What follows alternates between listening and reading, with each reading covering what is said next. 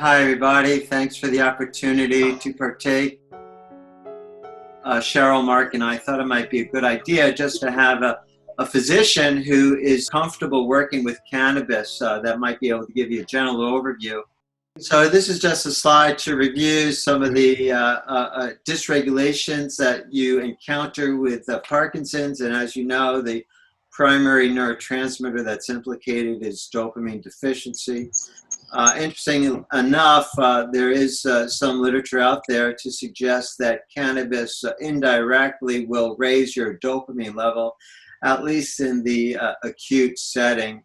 There's also suggestion that possible use, at least in animal models, may be associated with diminution in dopamine. But we try to understand why there might be some immediate relief and symptom abatement. It may, to some extent, have to do with this rise in dopamine. So these are the symptoms that we encounter in individuals who have this condition, in addition to the prominent motor symptoms that you're familiar with. We have disturbance in sleep, cognition, autonomic instability, psychiatric and behavioral consequences, as well as pain and other symptoms. And as you know, while the neurology community has devoted a good deal of energy and research into addressing the motor symptoms that one can get with Parkinson's, there's not much work done on the associated symptoms that we see with Parkinson's disease. Next slide, please. So this was an interesting survey I came across done of 66 specialists in movement disorders, that 95% of the neurologists were asked about cannabis by their physicians, which is what is going to happen. This is how we're going to bring cannabis more and more into people's lives to help alleviate their distress, is that they're going to have to approach and educate their physician. And I'll talk a little bit more about that, but essentially what we have isn't the end-all be-all answer that cannabis is Schedule I, therefore it has no therapeutic value. This is very political and polemical, and unbeknownst to many of the physicians, even though they may not have any personal opposition to cannabis, it is within the very nature of their training that cannabis is not in their medicine bag, not in their armamentarium. Not only that, it's considered an illicit substance. So the whole training towards the thinking of physicians in medical school or beyond to date has very, very little educational opportunity to learn about the endocannabinoid system.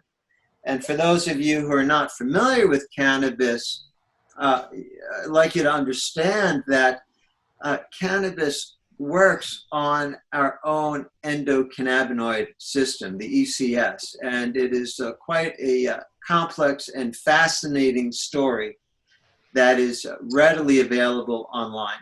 There are extensive educational opportunities, teachers much better versed than I am that can teach you. But basically what we're doing when we incorporate exogenous cannabinoids or cannabis is that we fine-tune or we enhance our own internal endocannabinoid system. And the important thing also to know about that is that there are things we can do in our own day-to-day life to facilitate the well-being of our ECS, such as diet, leafy green vegetables and what have you. So if you Google foods and diet for endocannabinoid system, you'll see that if we introduce certain things in our diet, it helps promote that. And I'd encourage you, Mark mentioned that you have a whole nutritional wing in your organization to give support and education. So I would encourage you to speak to them, and perhaps they could give you a presentation about that. So there is discussion now in the medical community about the potential therapeutic uses. This is from 2018 and 2019, and slowly, very so slowly, the science community is getting on board. But I have to tell you, it will be a very slow and arduous process with much resistance. And again, you have to see this within the context of the auspices of the federal government of the United States, which essentially dictates the research and funding, as well as the pharmaceutical industry. Now, with regard to the latter, we can't patent a plant. So there's no money in investing in big pharma for this product. So these are multifaceted, many reasons why there's so little research. Right down simply to the fact that if you were to apply for research using cannabis to treat individuals or to address symptoms in people who have Parkinson's disease, the researcher needs to get the cannabis. Well, if it's a federally sponsored program, they can't just get cannabis, they have to get it from a federally approved source. Well, guess what? There's one source in the entire United States, and that's at the University of Mississippi, one individual for God knows how many years. And there's much discussion out there how the quality of his product is really insufficient, inadequate. So there are many reasons why there's not significant research going on. I do know that the Michael Fox has been supportive of cannabis research, and he's a very good spokesperson. And there are other individuals that are out there promoting this, but for the most part, it's lagging behind. And so the movement of implementing cannabis into your own armamentarium of treatments or your loved ones is going to have to come from the advocacy by the patient or the patient's loved ones. Next one, please. Next slide. So these are the takeaways that they had from all these research and conferences, is that cannabis is unlikely, they use the word unlikely, to alleviate motor aspects of PD, such as tremors and dyskinesias and what have you. I would argue that I have seen no literature that suggests that it is detrimental to these symptoms, so I would ask individuals, why not try? Because as you will see, if we can bring a video on, you can have remarkable therapeutic response. But I would say this, if we cannot share a video, just Google videos of cannabis for Parkinson's disease, and there's a plethora of testimonials out there.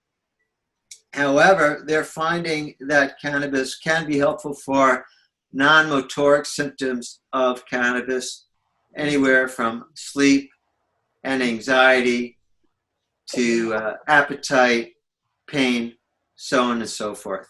Next slide.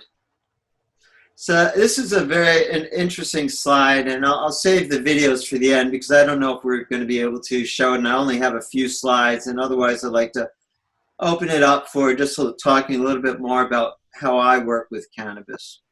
But this slide is a very good graphic description of where cannabis might help individuals who have PD. So the blue shows improvement, the orange worse, and the gray no effect.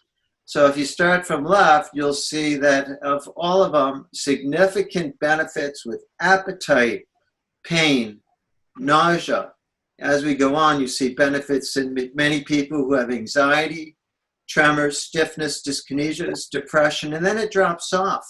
And in fact, you'll see a pickup of some of the potential side effects that people are concerned about with Parkinson's. So let's touch upon some of them. Motivation. That's an interesting one. I think that's individually driven. There's no research or measures to suggest motivation. And I think it is important when one works with cannabis to bounce it off with individuals who are familiar with this plant and product. And that could be your clinician, a family member, a friend, just to get a sense of, is this a medicine for me or not? Now, it's not a panacea. Contrary to what the ads at your local gas station or Amazon or Bed Bath & Beyond, where everybody's selling CBD for everything these days, you know, like many things. It's a bit of a craze. But at the end of the day, the benefits, in my observation, outweigh the concerns. You do get sedation. That's often a desired effect, right? Helps people sleep at night. And there's certain strains in particular that help with that. However, during the day, it might cause sedation as well. And there are ways around that, which I'll talk about. Then another key concern here is balance. Balance is already somewhat problematic. And whenever we take any mind-altering medication or substance, we also always have to pay attention to how is this impacting our safety and ability to move. Confusion, forgetfulness can happen. Interestingly enough, that's in the short term, but there is some speculation in the research community that with regard to cognitive capacity, chronic use of cannabis actually may have some diminution in risk for developing Alzheimer's disease. In fact, there was research done back in the late 80s or 90s, I believe, at a Scripps Institute in La Jolla, San Diego, that showed that cannabis was more efficacious in decreasing the amount of amyloid plaques in the brain than the FDA-approved medications for Parkinson's disease. So it's quite a interesting finding, and the only way I think we'll know for sure is through epidemiologic studies of chronic users versus non-users over time to see. And interestingly enough, they've gone on to elucidate that this has to do with the ability of cannabis to increase the permeability of the blood-brain barrier, allowing removal of plaques from the brain.